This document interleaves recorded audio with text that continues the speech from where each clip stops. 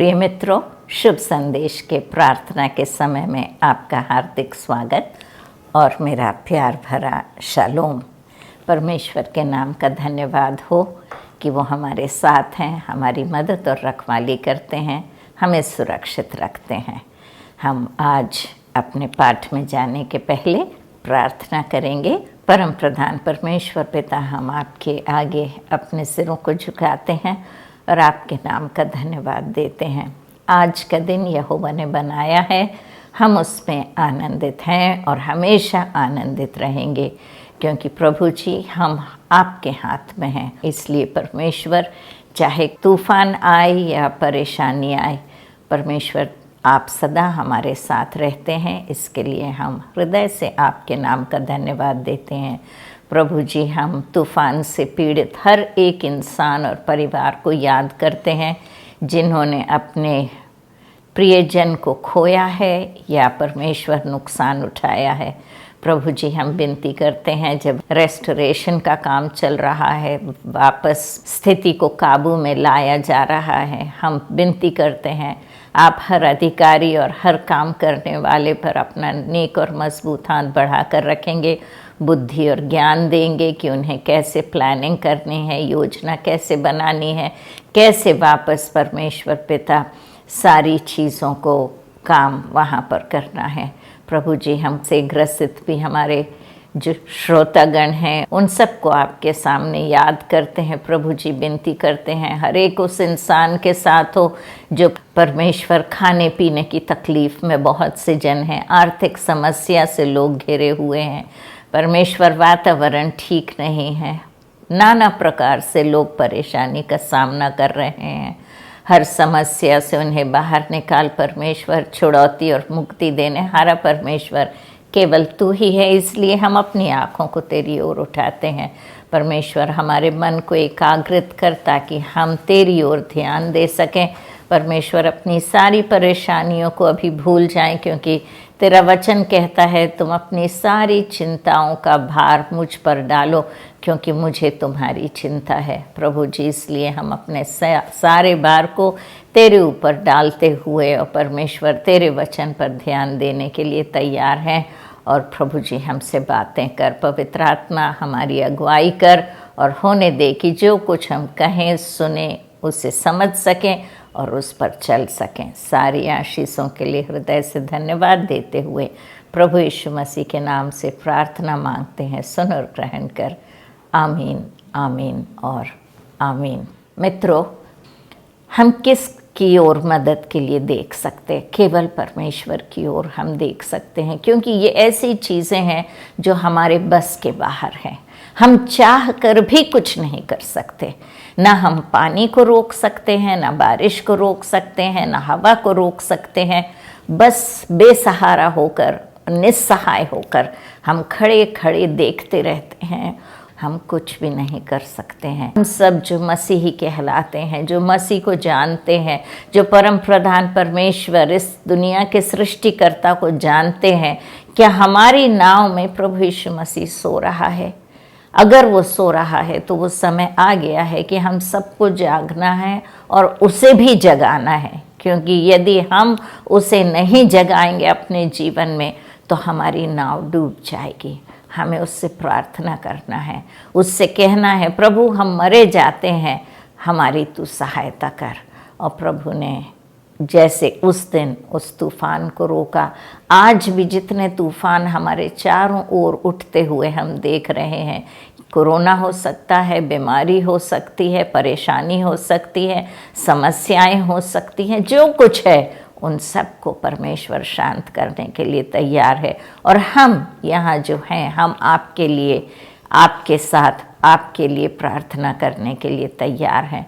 इसलिए मित्रों, दिए गए नंबर्स पे आप हमें कॉल करते रहिए और आपके लिए प्रार्थना करते हैं। ये बात नहीं कि परमेश्वर आपकी प्रार्थना नहीं सुनता, लेकिन परमेश्वर का वचन कहता है, यदि तुम में से दो मिलकर कोई भी चीज़ को बांधोगे तो वो बंध जाएगी और खोलोगे तो वो खुल जाएगी। तो हम आपके साथ मिलके और उस काम को करना चाहते हैं। We want to agree with you in prayer that your prayers will be answered and your problems will be solve, ताकि आप अपनी समस्याओं से छुड़ौती पा सकें। तो फील फ्री, बेझिझक के आप हमें प्रार्थना के विषय भेजते रहिए।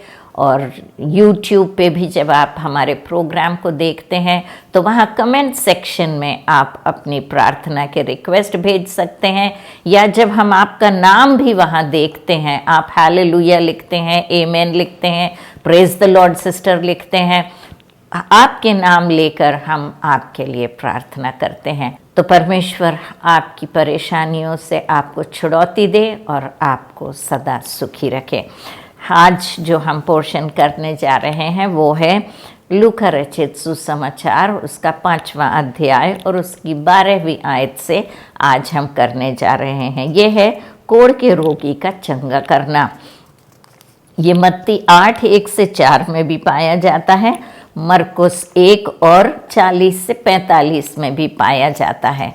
और मत्ती और लूका में इतने डिटेल में विवरण इसका नहीं दिया गया है, लेकिन हम यदि मरकुस में जाएंगे तो मरकुस में बहुत अच्छी तरह इसका विवरण दिया गया है। तो आज हम लूका से इस चीज़ को ना करके हम मरकुस से इसी चीज़ को करेंगे। विषय वही है, सिर्फ हमारा जो रेफरेंस है उसे हम चेंज कर रहे हैं। मरकुस रचित सुसमाचार उसका 1 अध्याय और उसकी 40वीं आयत से। एक कोढ़ी उसके पास आया और उससे विनती की और उसके सामने घुटने टेक कर उससे कहा।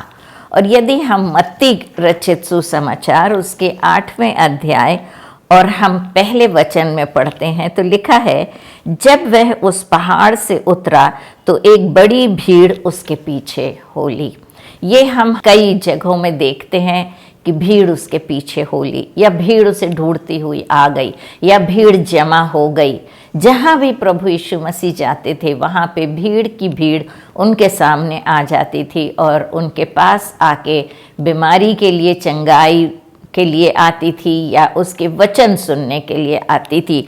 और यहाँ हम देखते हैं कि वह पहाड़ से उतरा। ये पहाड़ के ऊपर वो जो लोग उसके पास जमा हुए थे, भीड़ जमा हुए थे, उन्हें वो उपदेश दे रहा था।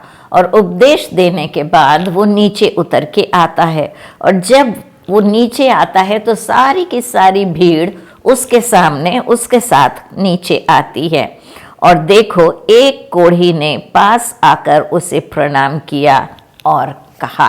तो जब भीड़, सारी की सारी भीड़ आती थी तो एक कोढ़ी उसके पास आया। मित्रों, उन दिनों में कोढ़ी अंदर नहीं आ पाता था, कोढ़ी बाहर रहता था।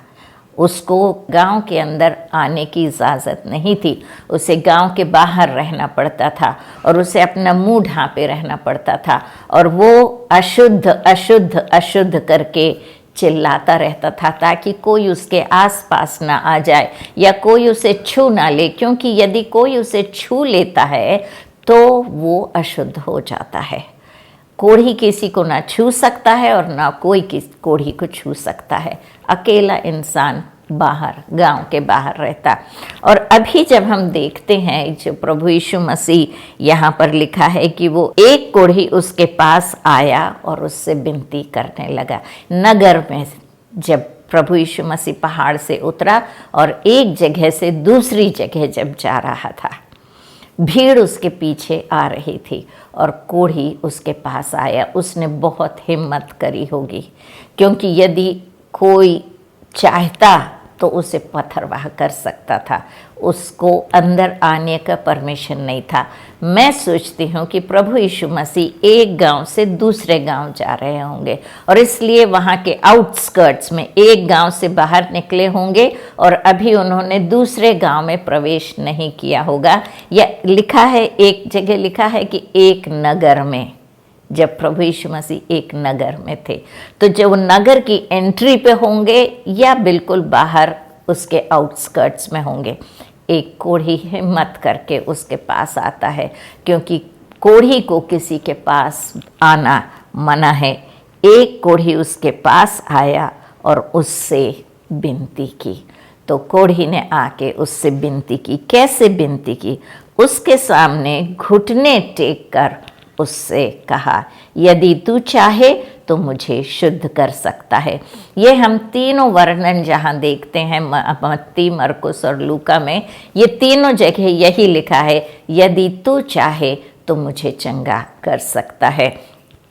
इसका मतलब वो परमेश्वर से कह रहा था कि मेरी इच्छा तो है, लेकिन यदि ये तेरी इच्छा भी होगी तो ये काम हो सकता है। क्योंकि वो आया उसी लिए था कि उसे चंगाई मिले, लेकिन वो परमेश्वर पर जोर नहीं डालना मांगता था। वो परमेश्वर की इच्छा को अपनी इच्छा बनाना चाहता था। और इसी प्रकार से जब हम भी प्रार्थना करते हैं तो हम डिमांड ना करें कि प्रभु इस प्रकार से हमारे जीवन में कर, या उस प्रकार से हमारी समस्या का हल कर, या मेरे जीवन में ऐसा हो। हम अक्सर उसी प्रकार से प्रार्थना करते हैं, और जब उस प्रकार से जवाब नहीं आता है तो हम कहते हैं परमेश्वर ने मेरी प्रार्थना का जवाब नहीं दिया। ऐसी बात नहीं है मित्रों, परमेश्वर हमेशा हमारी प्रार्थना का जवाब देते हैं। कभी कभी जैसा हम सोचते हैं उस प्रकार से हमें जवाब आ जाता है, और कभी कभी हमें जो जवाब आता है वो अलग तरीके से आता है, परमेश्वर की योजना के अनुसार आता है। तो इसलिए हमें परमेश्वर की इच्छा अपने जीवन में पूरी हो, इस प्रकार की प्रार्थना करना चाहिए। तो हम जब प्रार्थना करते हैं तो परमेश्वर से इस प्रकार से प्रार्थना करें, और परमेश्वर जो है वो, यदि उसे मालूम है कि हमारे जीवन के लिए वो चीज़ अच्छी है, तो वो काम हम जरूर परमेश्वर उस तरीके से पूरी करेगा।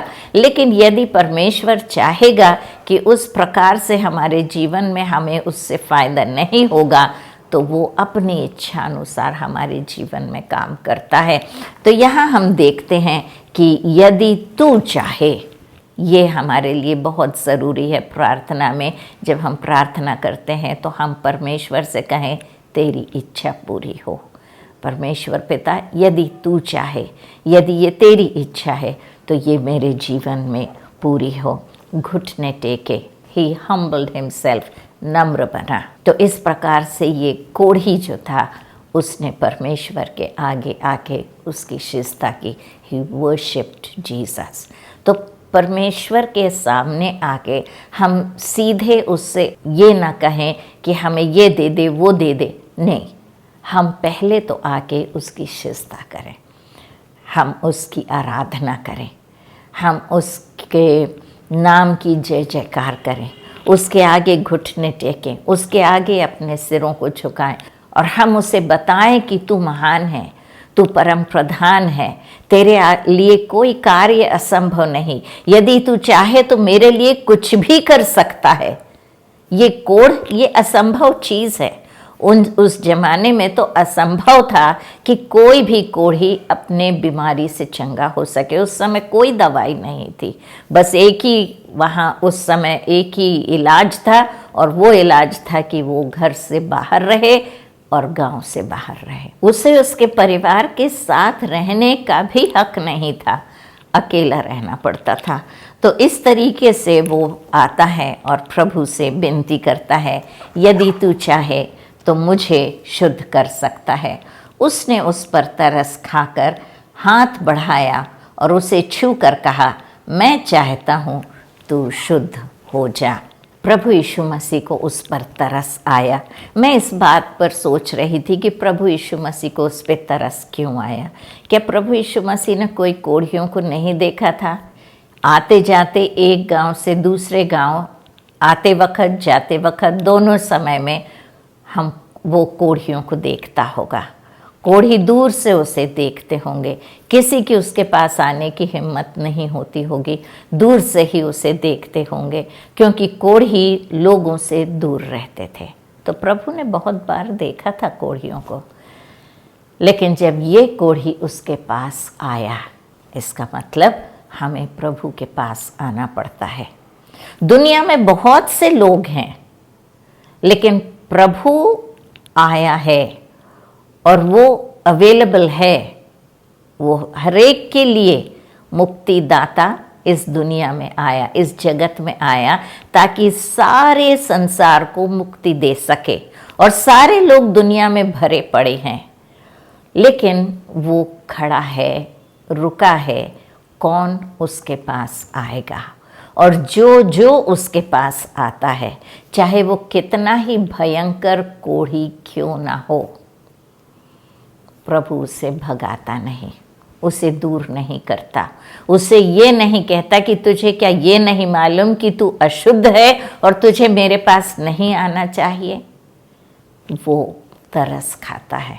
मित्रों, आज हम सब कोढ़ से भरे हुए हैं, अपने पाप से भरे हुए हैं, और प्रभु हमें देखता रहता है, लेकिन वो रुका है कि कब हम उसके पास आएं। तो मित्रों, हमें प्रभु के पास आना है। आप में से जो भी मेरी बात सुन रहे हैं, आपको प्रभु के पास आना है। जब आप प्रभु के पास आएंगे तो लिखा है कि उसे उस पर तरस आया। उस पर उसे तरस क्यों आया? हम सोचते हैं क्योंकि वो कोढ़ से भरा हुआ था इसलिए उसे तरस आया।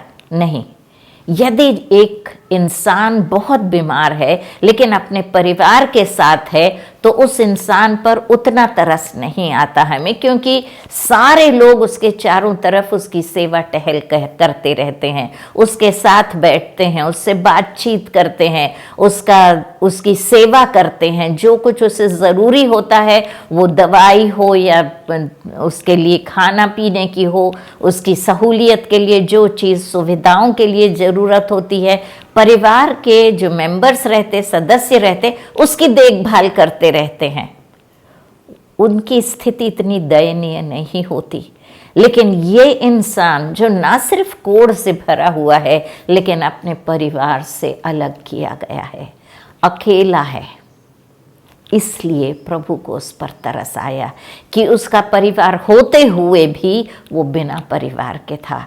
कितने दिनों से वो अपने परिवार से अलग था, पत्नी से अलग था, बच्चों से अलग था, शायद नाती पोते भी हो गए थे, उन सब से अलग था।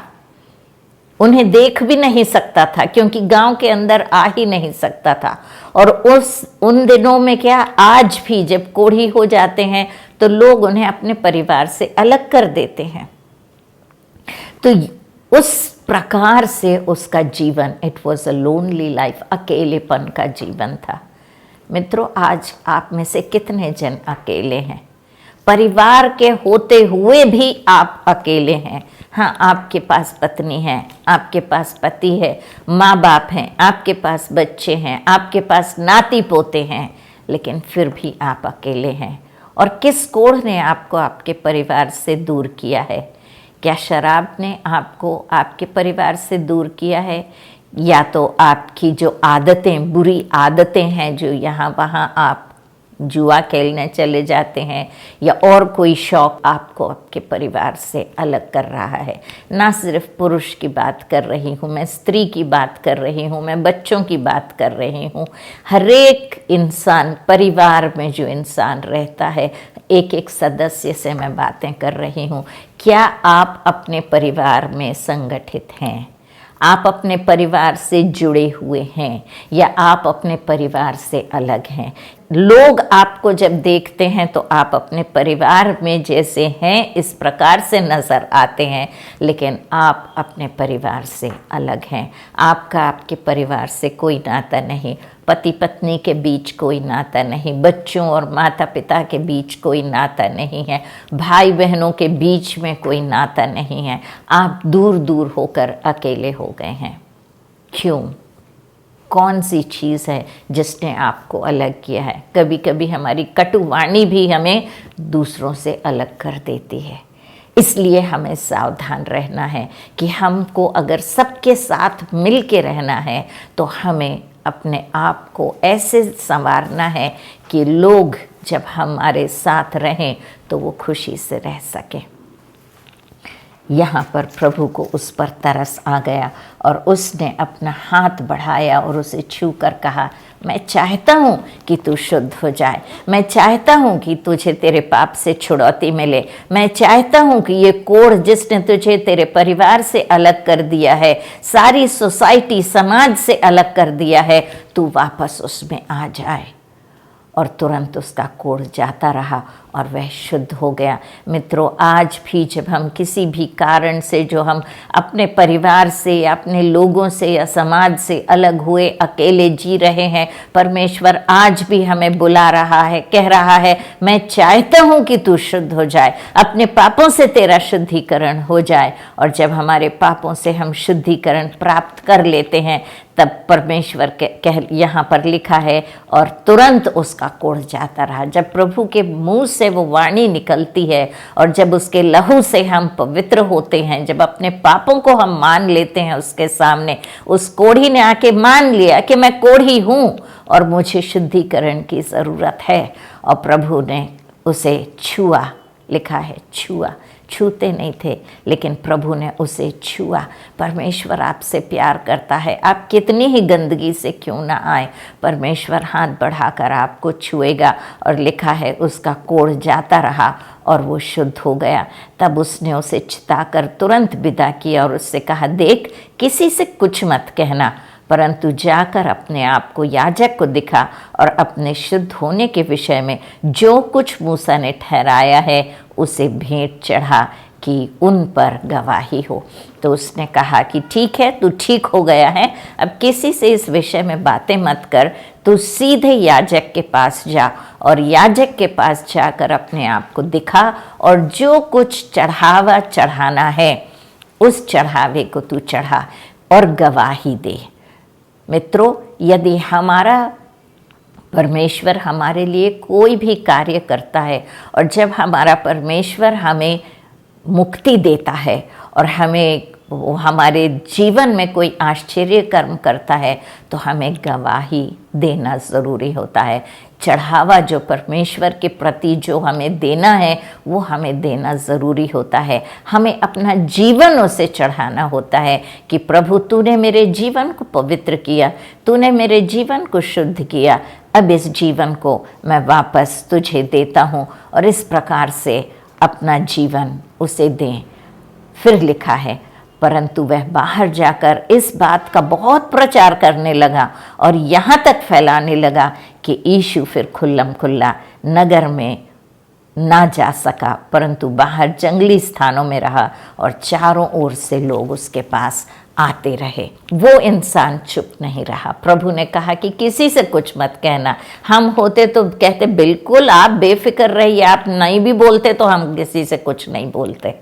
हमारा वही हाल है। हम प्रभु से प्रार्थना करते हैं, जवाब पाते हैं, आशीष पाते हैं और हम अपने तक ही रखते हैं, किसी के साथ उसे बांटते नहीं। लेकिन इस कोढ़ी ने ऐसा नहीं किया। उसने जाके सारे लोगों के बीच में बता दिया कि देखो, मैं कोढ़ी था, प्रभु यीशु मसीह है, उसने मुझे चंगा किया।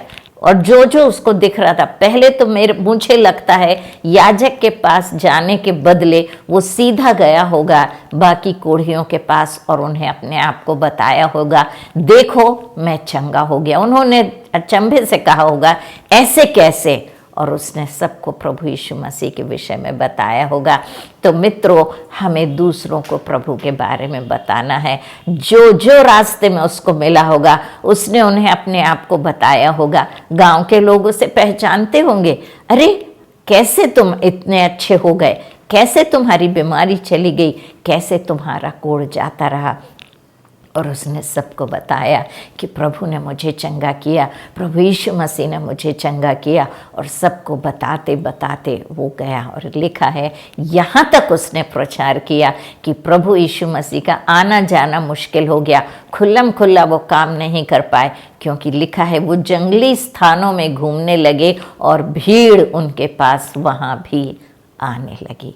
मित्रों, आज जब हम भी प्रभु यीशु मसीह की गवाही लोगों को देते हैं, जो आश्चर्य कर्म उन्होंने हमारे जीवन में किए हैं, उसे जब हम दूसरों को बताते हैं और गवाही देते हैं कि प्रभु महान कार्य करता है और सर्वशक्तिमान है, वो उद्धार करता है और मुक्तिदाता है, तो लोग आज भी भीड़ की भीड़ उसके पास आ जाती है और ना सिर्फ चंगाई पाती है लेकिन मुक्ति भी पाती है। क्या आप प्रभु को जानते हैं? और यदि आप प्रभु को जानते हैं तो ना सिर्फ अपने जीवन में आप उससे आशीष पाइए, लेकिन दूसरों को भी उस आशीष का रास्ता बताइए। क्या आप अकेले हैं? क्या आप अपने परिवार के साथ हैं और फिर भी अकेलापन महसूस करते हैं? प्रभु के पास जाइए, अपनी शुद्धिकरण लीजिए और अपने परिवार के साथ मिलजुल के सुखी जीवन व्यतीत कीजिए। आइए हम प्रार्थना करें। सर्वशक्तिमान प्रिय परमेश्वर पिता, हम धन्यवाद देते हैं प्रभु जी कि आप आश्चर्य कर्म करने वाले परमेश्वर हैं, असंभव को संभव करने वाले परमेश्वर हैं। इसलिए हम आज अपना जीवन अपनी समस्याओं सहित आपके हवाले करते हैं और होने दे परमेश्वर कि जो कुछ आपने हमारे लिए किया है वो हम अपने आप तक ही सीमित ना रखें, लेकिन दूसरों को भी बताएं, ताकि जो कुछ उनकी परेशानी है वो आपके पास आके वो भी छुड़ौती पा सकें। इस हफ्ते हमारे साथ हो, हर प्रकार से हमारी मदद और रखवाली कर, हर खतरे से बचाकर अपने पंखों तले छुपाए रख।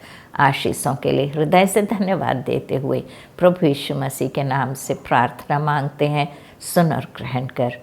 आमीन, आमीन और आमीन। जय मसीह के मित्रों, परमेश्वर आपके साथ हो और आपको आशीष दे। आमीन।